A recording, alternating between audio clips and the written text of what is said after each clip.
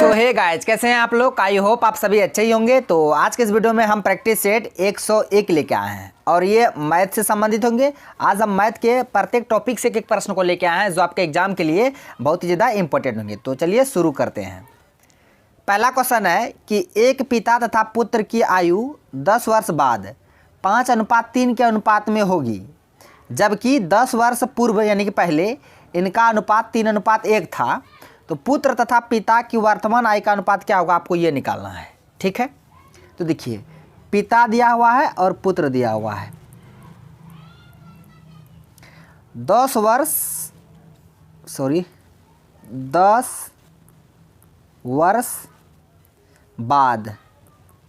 बाद पिता और पुत्र का आयु का अनुपात कितना है, 5:3, जो है हम उसी को पहले लिख रहे हैं। फिर 10 वर्ष पूर्व यानी कि पहले 10 अच्छा से लिख देते हैं। 10 वर्ष पूर्व पिता और पुत्र के आयु का अनुपात कितना है, 3:1। ठीक है, जो कहा उतना तो हम लिख दिए हैं। 10 वर्ष बाद पिता और पुत्र का आयु का अनुपात 5:3 और 10 वर्ष पहले पिता और पुत्र के आयु का अनुपात 3:1 है।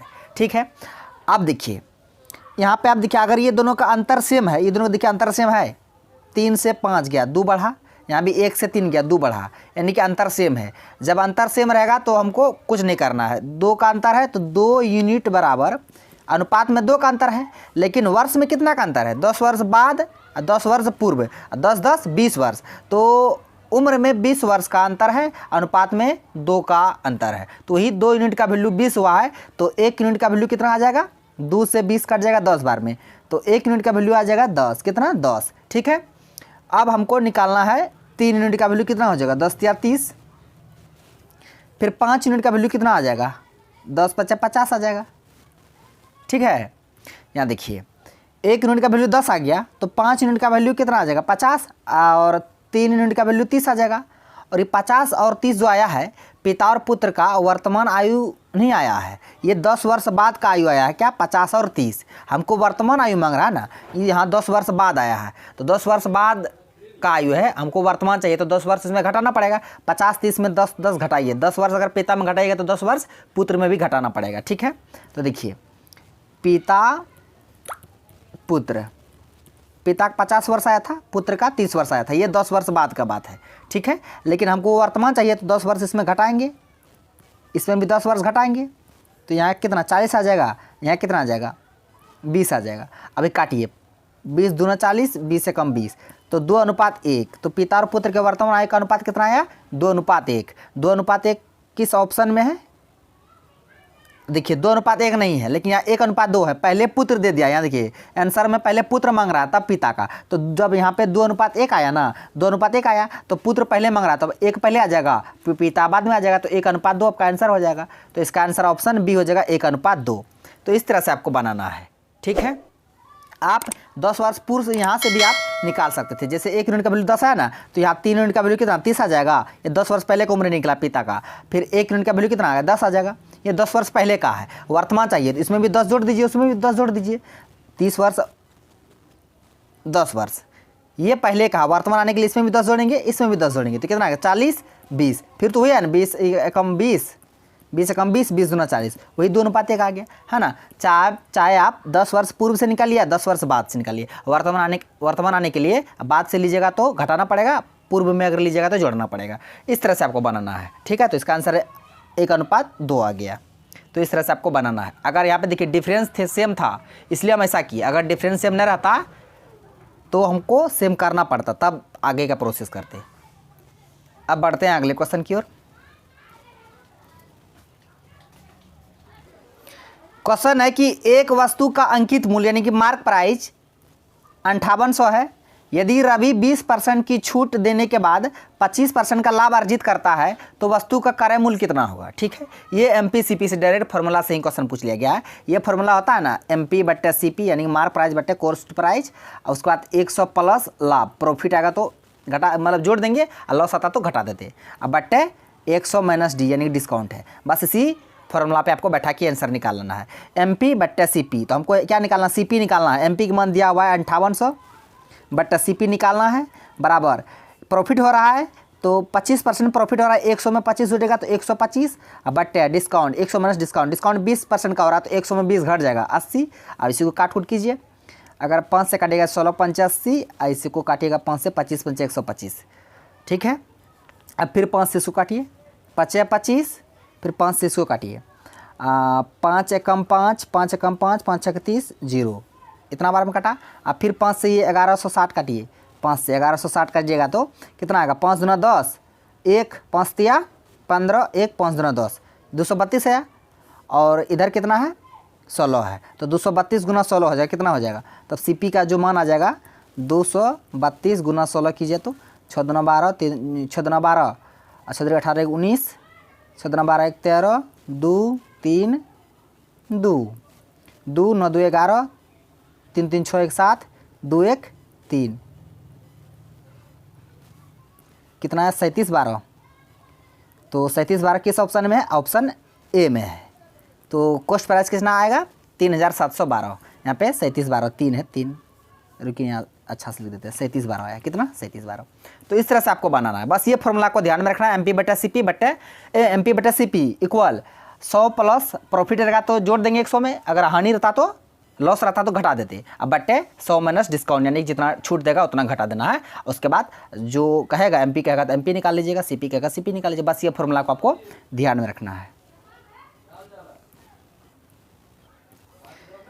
नेक्स्ट क्वेश्चन है कि एक शहर का जनसंख्या सालाना 10% बढ़ जाता है ना, प्रत्येक साल 10% बढ़ जाता है। यदि इसकी वर्तमान जनसंख्या 21,000 है तो 3 वर्ष बाद इनकी जनसंख्या कितनी होगी उस गांव की, उस शहर की।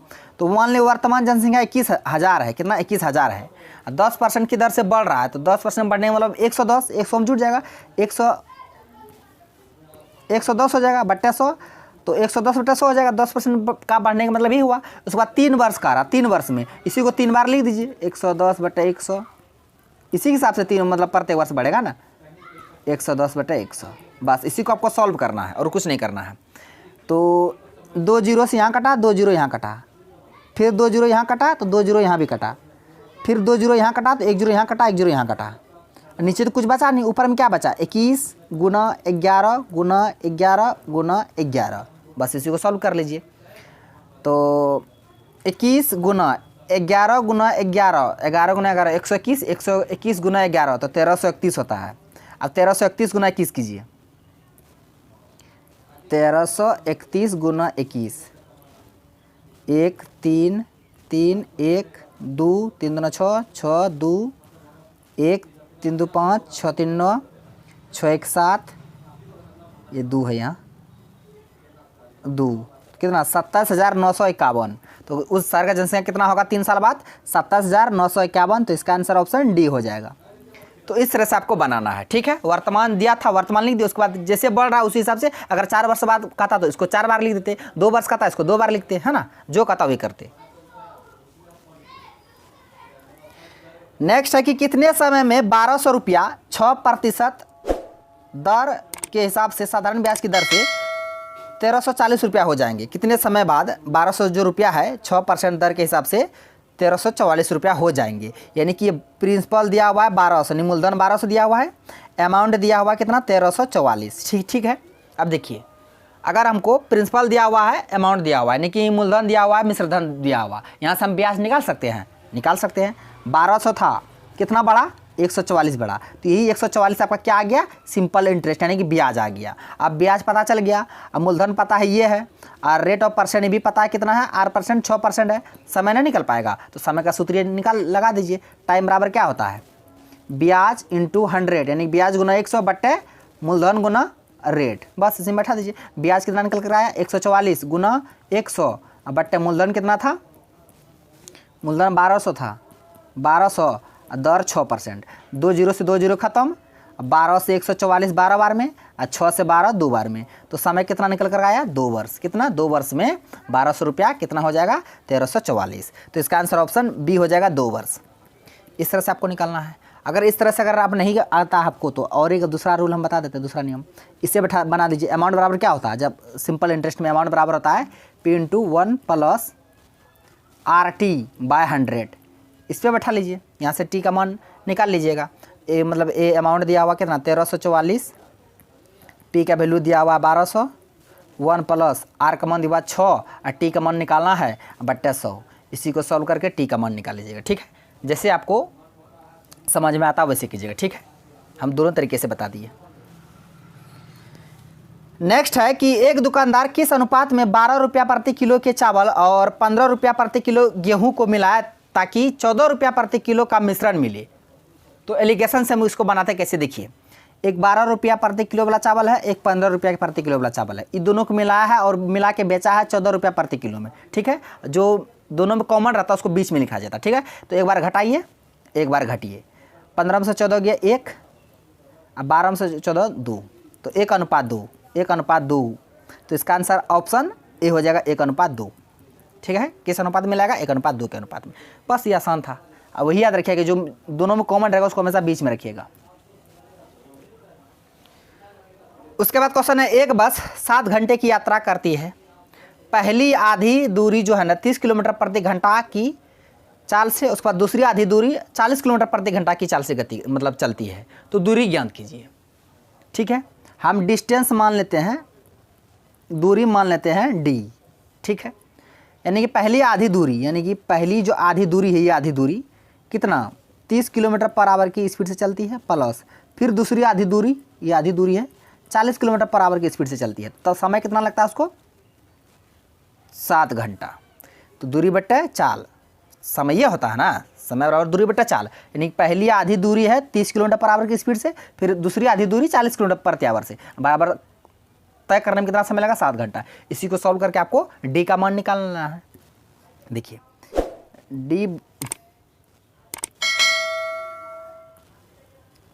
डी बट्टे 2, अब बट्टे कितना था 30, ठीक है। यहाँ फिर से लिख देते हैं, नहीं तो आप समझ नहीं पाइएगा। फिर दूसरी आधी दूरी है 40, बराबर 7 घंटा लगा, सॉरी। देखिए डी बट्टे ये 30 उलट जाएगा, मतलब यहाँ आ जाएगा, इसे 2 गुना 30 हो जाएगा, तो 30 गुना 60 हो जाएगा यहाँ पे, प्लस यहाँ अगर कुछ नीचे एक है ना, एक ऊपर चल जाएगा तो 30 नीचे रहेगा, इसलिए 30 गुना 60 लिखे। फिर यहाँ 40 गुना 80 हो जाएगा, बराबर 7। अब 80 और 60 का एलसीएम कितना होगा, फिर एक न्यू पेज ले लेते हैं। डी बटा 60 था, डी बटा 80 था, बराबर 60। तो 80 और 60 का 8 दूना 16 8 24, 240 आया एलसीएम।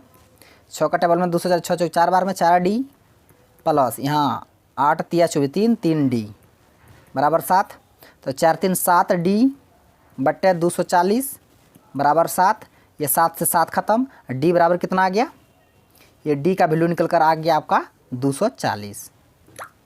तो दूरी कितना है 240। तो इसका जो आंसर होगा ऑप्शन सी हो जाएगा 240 किलोमीटर, ठीक है।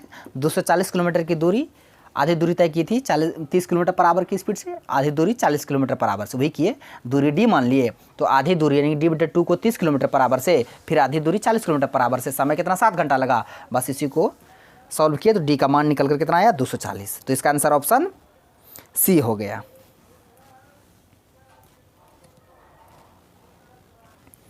यह क्वेश्चन देखिए नाव धारा से है। एक नाव धारा के प्रतिकूल दिशा में 36 किलोमीटर प्रति घंटा और धारा के अनुकूल दिशा में 40 किलोमीटर प्रति घंटा की गति से चलती है, ठीक है। यदि प्रत्येक चक्कर में तय की गई दूरी समान है तो स्थिर जल में नाव की चाल ज्ञात कीजिए, ठीक है। इसको बनाते कैसे देखिए। हम पहले मान लेते हैं स्थिर जल में नाव की चाल, स्थिर जल में नाव की चाल x किलोमीटर पर आवर, ठीक है। उसके बाद धारा की चाल मान लेते हैं, धारा की चाल यानी कि स्पीड, धारा की चाल y किलोमीटर पर आवर, ठीक है। इतना समझ गए आप। स्थिर जल में नाव की चाल मान लिए x, धारा की चाल y मान लिए, ठीक है। आप यहाँ थोड़ा बेसिक जानने का आपको ज़रूरत है। हम नाव बना रहे थे, ये नाव बना, ये मान ली नाव है, क्या है नाव है, और ये मान ली नदी है, क्या है नदी है। अगर नाव की स्पीड रहे 5 किलोमीटर पर आवर और धारा की स्पीड जो नदी है, नदी जो बह रही है 3 किलोमीटर पर आवर की स्पीड से नदी बह रही है, तब अगर अनुकूल कहेगा, अनुकूल प्रतिकूल मतलब समझिए, अनुकूल प्रतिकूल।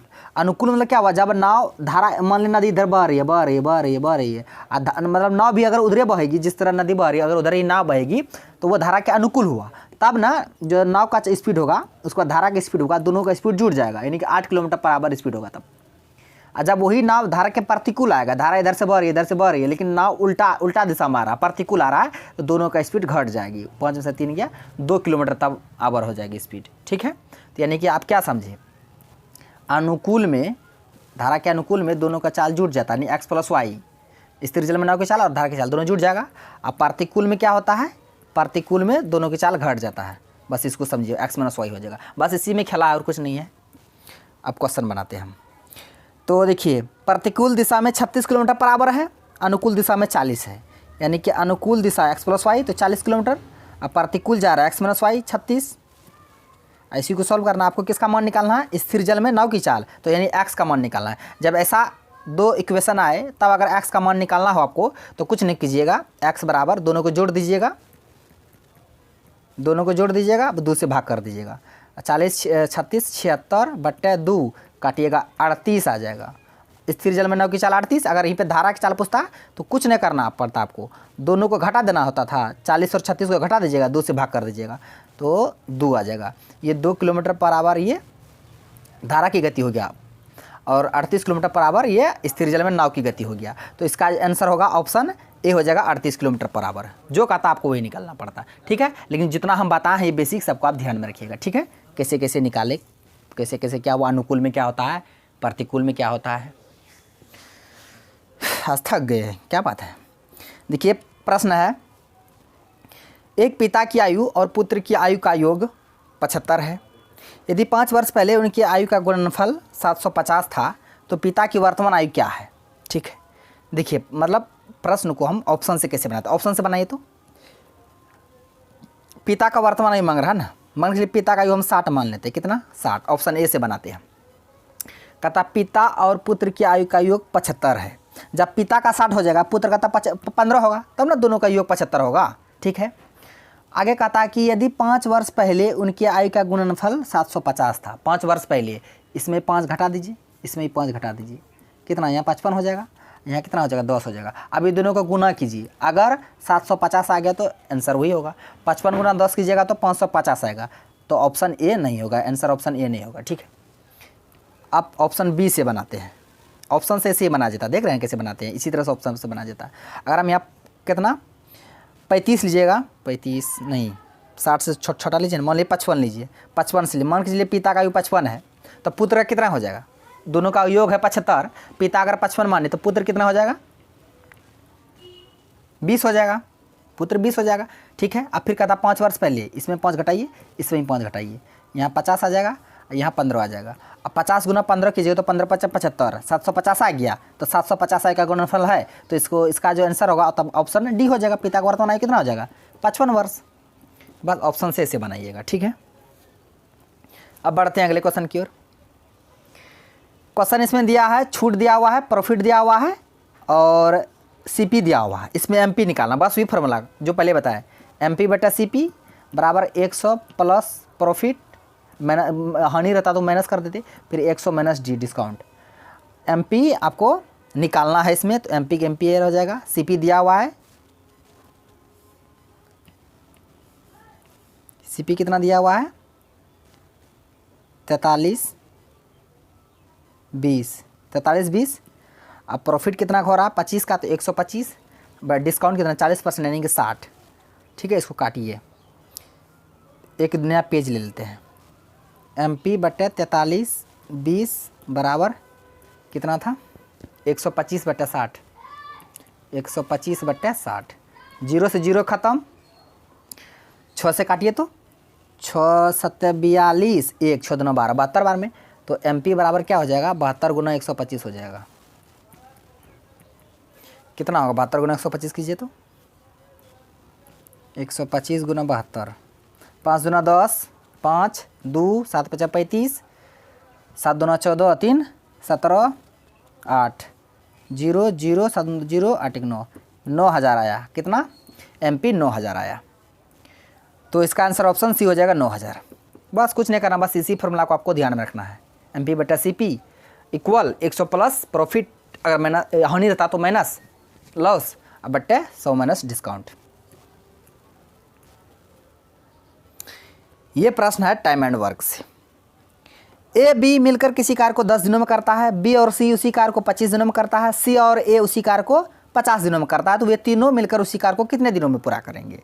ठीक है, देखिए ए प्लस बी ये दोनों कितने दिनों में मिलके 10 दिन में, बी प्लस सी ये दोनों मिलकर 25 दिनों में, फिर सी प्लस ये दोनों मिलकर कितना 50 दिनों में। आप पहले टोटल कार्य निकाल लीजिए। टोटल कार्य निकालने के लिए तीनों का एलसीएम लेते हैं, तो 10 50 25 का एलसीएम कितना आएगा 50 आएगा। कितना आएगा 50 आएगा। ठीक है, तो इसका क्षमता आप निकाल लीजिए। ए बी का क्षमता कितना आएगा 10 50 50 5 आ जाएगा, 25 दूना 50, बी सी की क्षमता 2 आ जाएगा, और ए सी की क्षमता 50 से कम 50 1 आ जाएगा। ठीक है, तो यहाँ देखिए आपको बता कि तीनों मिलकर उस कार्य को कितने दिनों में करेंगे। टोटल कार्य पता चल गया, अब तीनों का क्षमता निकालना है। यहाँ जो आया है 5 2 1, 5 क्षमता ए और बी दोनों का है, 2 बी और सी दोनों का है, 1 सी और ए दोनों का है, तो ए भी 2 बार है, बी भी 2 बार है, सी भी 2 बार है। ठीक है, तो हम इसको इस तरह से लिख सकते हैं कॉमन लेके। अगर 2 कॉमन लेंगे तो ए प्लस बी प्लस सी आ जाएगा ना, तीनों मतलब ए बी सी तीनों 2 2 बार है, तो 2 कॉमन लिए, तो बस इन तीनों का कितना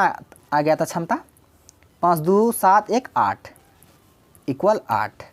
तो ए प्लस बी प्लस सी बराबर कितना आ जाएगा, ये 2 से ये कट जाएगा, 4 बार 4 बार में 4 आएगा, नहीं ए प्लस बी प्लस सी तीनों का आप क्षमता कितना 4 आ गया। टोटल काम है 50, क्षमता 4 है, भाग दीजिए तो आपका समय आ जाएगा कितना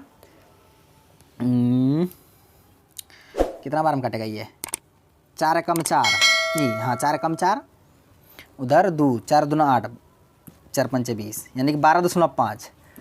तो इसका जो आंसर होगा ऑप्शन ए हो जाएगा 12.5 दिन में वे तीनों उस कार्य को करेंगे। इस तरह से आपको निकालना है। अगर आप यहीं करते 5 2 7 1 8, अगर यहाँ पे 50 को 8 से भाग देते तब आपका नहीं आता, क्योंकि ए 2 बार है, बी 2 बार है, सी 2 बार, इसलिए हम 2 कॉमन लिए। इसको हम हटा देते हैं, नहीं तो पीडीएफ में दिखेगा।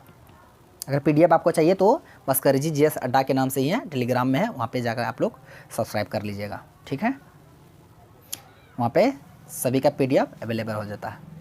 ये प्रश्न लास्ट प्रश्न है, वो ये तो हम बताइए दिए, धारा के अनुकूल प्रतिकूल बता ही दिए थे ना, बस भी क्वेश्चन रिपीट हो गया है। फिर भी इसका आंसर को आप लोग को कमेंट बॉक्स में देना है, तो बताइए दिए। अब इसमें पता है क्या बताना है आपको, कमेंट बॉक्स में बताना है। उसमें तो हम बताए थे स्थिर जल में नाव की चाल है ना, यहाँ पे आपको धारा की चाल बताना है, धारा की चाल।